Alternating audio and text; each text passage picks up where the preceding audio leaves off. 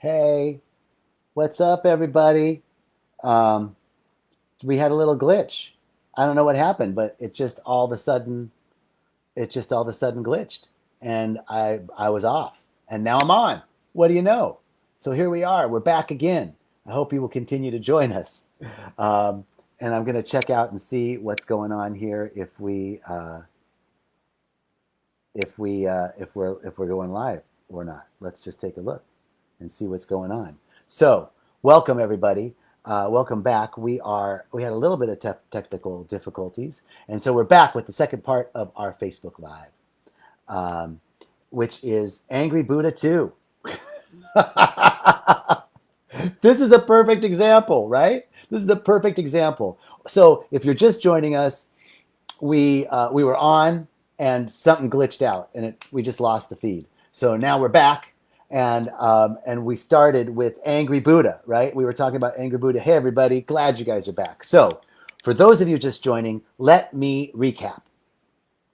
We're talking about this idea of Angry Buddha and what that means. I wrote the title because Buddha, I'm going to do a really quick recap.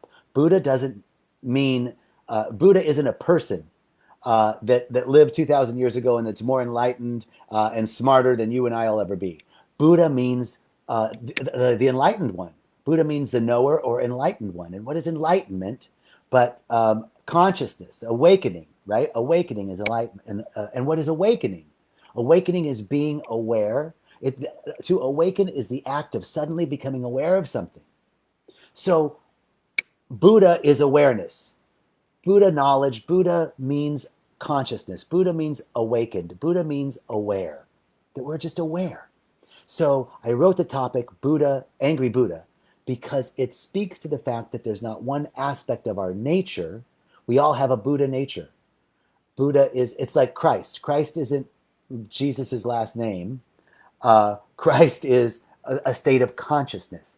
Buddha is a state of consciousness. Kaleo, what's up? Woo! Torota Autumn. So, Angry Buddha is the awareness that we all have a Buddha nature, we all have a Christ nature, and that there's not one part of us that doesn't deserve love and compassion. There's not one part of what I'm feeling or experiencing. And so much of what I feel and experience gets caught in the downward spiral of self-recrimination and blame and guilt and shame because I shouldn't be feeling this way, or I can't believe I did that last night again. I got up in the middle of the night and ate peanut butter and honey out of the jar.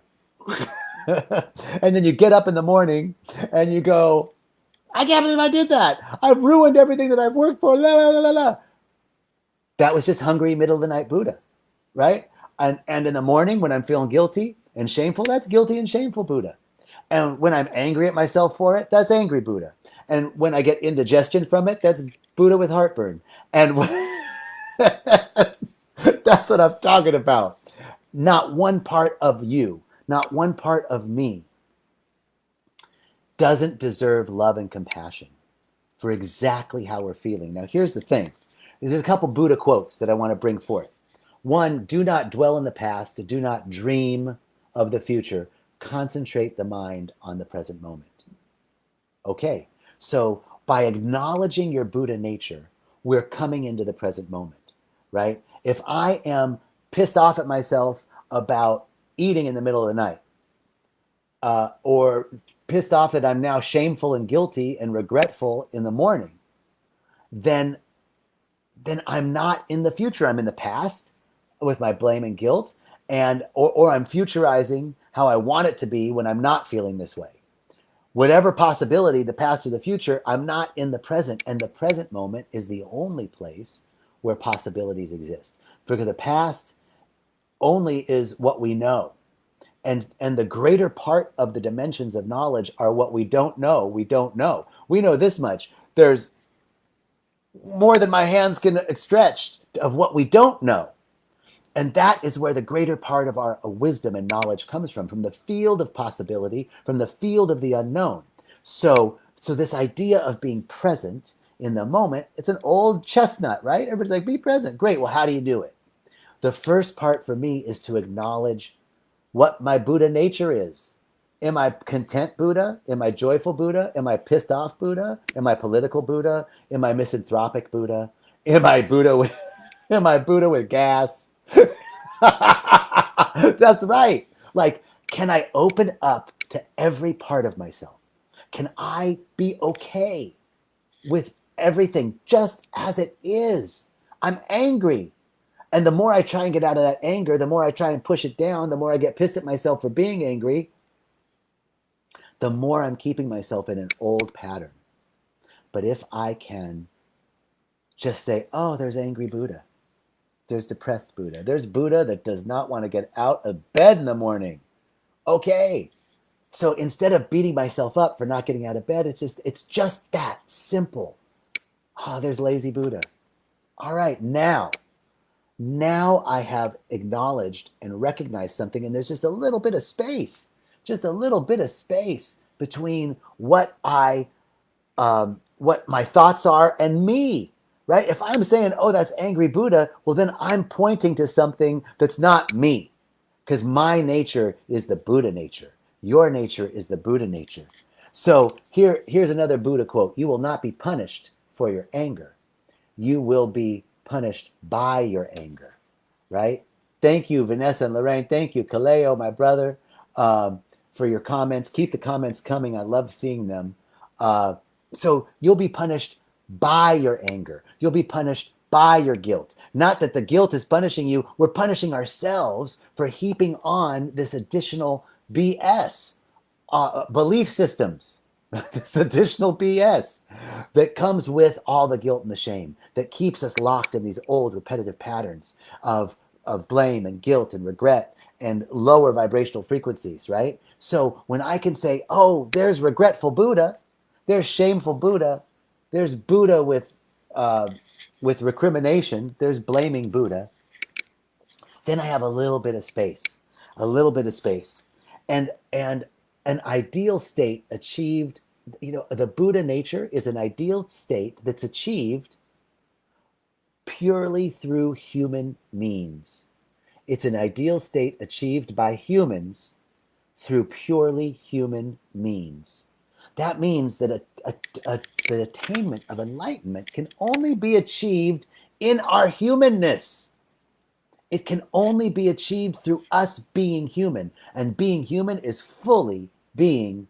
uh, fully being present to everything that we're feeling. There's not one part. Let me say it again. There's not one part of you. There's not one thing that you can think. There's not one thing that you can feel. There's not one thing that you can experience that doesn't deserve your love and compassion. And the beginning of breaking out of the frequencies of addiction to blame and shame and guilt, the way out is the way in. As we open up gently to what's so without trying to change it. That's the biggest part, that we're opening up gently to what's so without trying to change it. So much of what I get caught in is wanting to get out of what I'm feeling. I don't want to feel this way. I shouldn't be feeling this way. I shouldn't be angry, and I'm pissed at myself for being angry, you know? So that's where our anger is punishing us. That's where our guilt and shame and blame are punishing us. We're punished by it, not for it. We're not being punished because we have those feelings. Those are natural feelings. And the only way that we can achieve our true awakened state of enlightenment is through human means. That means by being purely human, really human, with all of it. This is the hardest part, because trying to change it, again, comes from the past. Trying to get out of the way I'm feeling means that I'm either hoping for a future better me, or I'm caught in guilt and blame and recrimination about the past. But the greater part of our wisdom is what we don't know. And anything from the past or the future only comes from my experience. In other words, I can't futurize something because I don't know what it holds, but I know what my past experience is, so I'm bringing my past into my future. Or I'm nostalgic for the past. Either way, it's from the realm of what I know. Are you guys tracking me on this? It's from the realm of what I know. But we want to create alchemical thinking, magical thinking. And we create the magic, we create the alchemy from what we don't know. It comes from a realm of knowledge, a dimension of knowledge that is unknown to me right now. It's not unknown. It's known to the mind of God. It's known to the infinite. And parts of it are known to other people. But there's a whole lot of shit I don't know. I don't know. I don't even know. I don't know. That's where we create from. And what we do by coming into the present moment and not being caught in the future or the past, by saying, by acknowledging your Buddha nature in this moment. I'm angry Buddha. I'm confused Buddha. I'm unhappy Buddha. I'm sad Buddha. I'm joyful Buddha. I'm horny Buddha. Yeah, I'm I'm a horny Buddha, baby. Say that to your say that to your spouse or loved one. Hey, baby, I'm horny Buddha. So so I'm so glad, Amy. Yes, thank you. I needed this too today. Thank you. And DJ, thank you. All mistakes come from being a fallible human being, but there are no mistakes.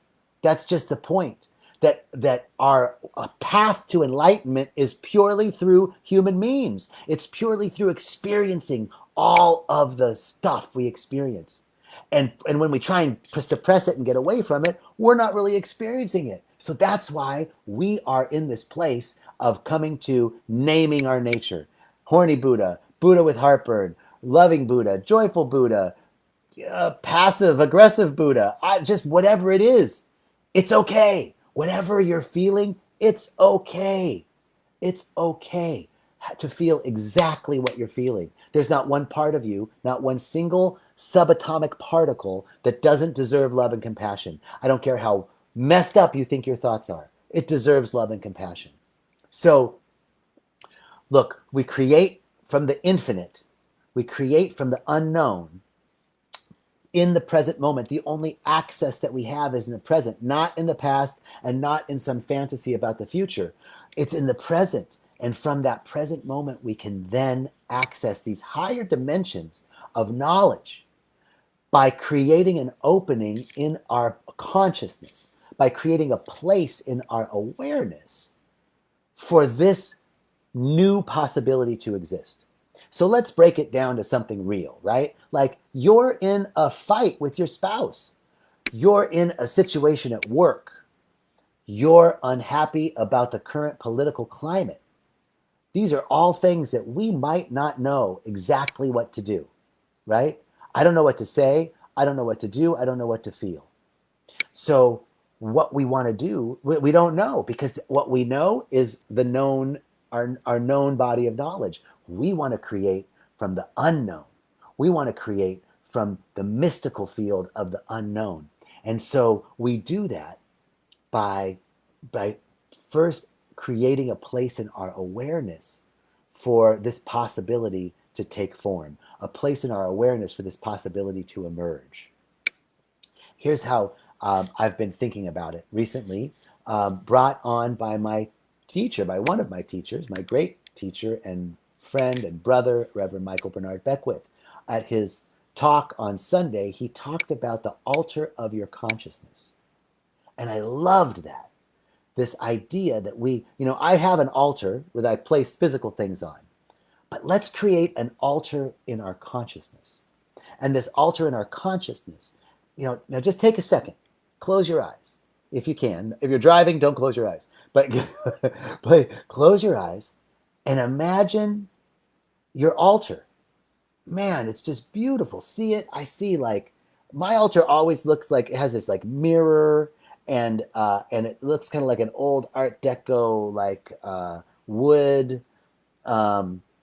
beautiful wooden carved, and I see there's flowers on the altar, and there's my teachers, pictures of my teachers and the ancestors. There's elements of fire and water and air and earth, beautiful crystals. Like, create your altar, right? Create the altar of your awareness. And now, this is the place that you go, and you keep building it, right? I want you to daydream about the altar of your consciousness. And when we're talking about alchemical thinking, when we're talking about magical thinking, when we don't know the answer to something, like, first we acknowledge there's angry Buddha, there's horny Buddha, there's pissed off Buddha, there's loving Buddha, there's needy Buddha, there's codependent Buddha. Whatever nature you are experiencing, it deserves love. So that's the first part of being in the present moment. And now, whatever you're angry, horny, pissed off, loving, codependent about, you don't know how to solve it, you don't have the solution right at hand, then we move into surrender. And we surrender it to the altar of our consciousness. And it is there where we can just place it. We humbly see yourself walking like you were walking up to the altar of the Holy of the Holies in Egypt. You're walking up humbly with this burden. And trust me, the heaviest burdens we carry are the thoughts in our head. That's the heaviest burdens that we carry. So you're walking up humbly with this, what you don't know. I don't know how to resolve the political situation. I don't know how to resolve this issue with my spouse or my boyfriend or girlfriend. I don't know how to resolve this habitual habit, this addiction that I have. I don't know how. I surrender it. I don't know. I surrender it. I put it on the altar of my consciousness. Lay it there like you're humbly walking up to offer this up. I offer it up to the Lord. My mother used to say, I offer it up to the Lord.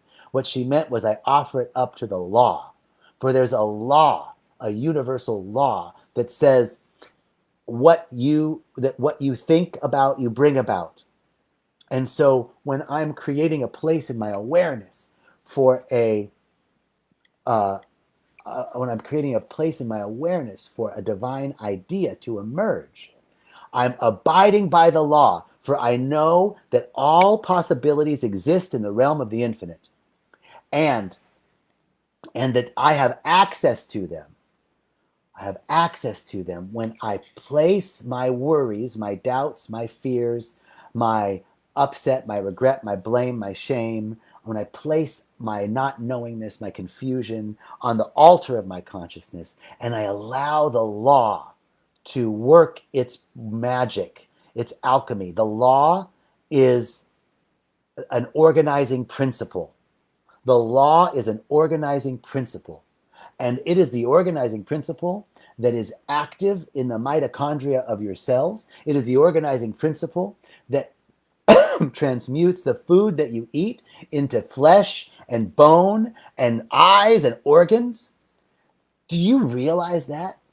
That you have an organizing principle within you that transmutes, like the most magical alchemy on the altar of the Holy of the Holies, uh, transmutes base elements into consciousness.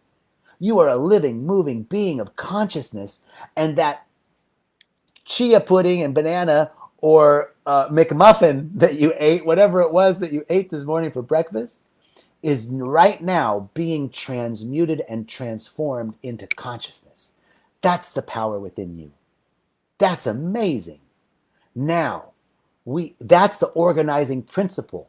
That's the law. So when we say give it up to the Lord, we say give it up to the law. Give it up to the organizing principle. We place it on the altar of our awareness, for we know that the organizing principle that organizes this mechanism of circulation and assimilation and elimination within your body, the organizing principle that spins planets without human compulsion, the organizing principle that arranges galaxies and multiverses, that's the same organizing principle that's going to work the law on your issue, on that juggernaut that you can't solve. The reason why you can't solve it is because you're using the limited tools that you have from what you know. And we're in the business of creating magic from what we don't know in the realm of infinite possibility. And we access that by being present. And we get present by acknowledging our Buddha nature and not letting anything that we feel or think or experience rise to the level of shame or guilt, by allowing everything that we feel and think, everything that we feel and think, to be bathed in the light of love and compassion. So that's how we get to our alchemical thinking. So to recap, angry Buddha. Do I need to recap? All right. Angry Buddha. Eric, thank you for that beautiful comment. Um, and you are a Rhythmia-ite as well. So look, here it is. We're going to work backward to the beginning. Is magical thinking and alchemical thinking come from creating from the unknown. That we when we are stuck in a problem, we're stuck because we're trying to create from what we know. We're trying to create from the known, which is a very limited realm of our dimension of knowledge, where the greater dimensions of knowledge are available from the unknown. How do we access the unknown? By trusting in the lawful universe, the law that is within us, the organizing principle that is assimilating our food and circulating it and eliminating it. Boy, let's just be grateful for elimination. Ah! Because if I didn't eliminate, I would really be full of shit, right? You know what I mean? Like, be grateful for elimination. Full of it. I am full of it. I'm full of love, baby. I'm full of joy, baby. I'm also full of sometimes anger and recrimination and judgment and opinion, right? I'm opinionated Buddha. I am political Buddha right now. I'm liberal Buddha. Ah! And there's conservative Buddha too, right? It's all part of the human nature, and there's not one part of what you're feeling, one part of what I'm feeling. I believe, Stephen says. I believe. Amen. Can I get an amen? Can I get a hallelujah? Yes, I feel like a preacher right now, baby. Love is not my new Rolls Royce. Love is not the fine Italian suits that I wear. No, love is the donations that you will make to get the baby Jesus out of the intensive care unit. So, I'm going off. I believe, Stephen says. I hope I don't sound like a preacher or preacher boy, but there is something to preach about. So we access this magical thinking by accessing the law, by surrendering what we're working on, what we're confused about, what we can't see a way out of, on the altar of our consciousness. We create it, place it on the altar of our consciousness. This allows us to be present. We give it up. We surrender it to the law, and when we're present, we can open up gently. We can open up gently to what's so exactly as it is without any judgment about it. Loving ourselves, loving our full self, because what awakening means, what Buddha means, is an ideal state of achieved by humans through purely human means. That means we got to feel all of our humanness, all of it. So, all right, y'all. That is Angry Buddha. Should we have a little Angry Buddha on the way out? Should we play a little Angry Buddha on the way out? Let's see here. Let's see if I can get it up and running. You know what? I don't think I can. I'm gonna say this to you: peace and richest blessings. I'm so glad, Cam. Thank you, man. Thank you for that beautiful comment, Stephen. Thank you, Eric. Thank you, Dorota, as always. DJ, everybody. Tammy, Feek, Marnetta, all of you. Mike, thank you. Susan, thank you. Susan's coming. All right. Can't wait to see you all. Stephanie, thank you all for joining us. Have a beautiful, beautiful, beautiful, beautiful day. Whatever your Buddha nature is, let it be your beautiful Buddha nature. Right now, I'm going to be busy Buddha because I got to get ready to go to Rhythmia. I'm leaving on Saturday to go down and help get ready for you all November 1st. God bless you and keep you, and shine its face upon you, and bring you peace, and raise you to its countenance with much love. Thank you all. Thank you. Thank you, Basil. Thank you, Mike. Thank you. Peace and blessings, everybody.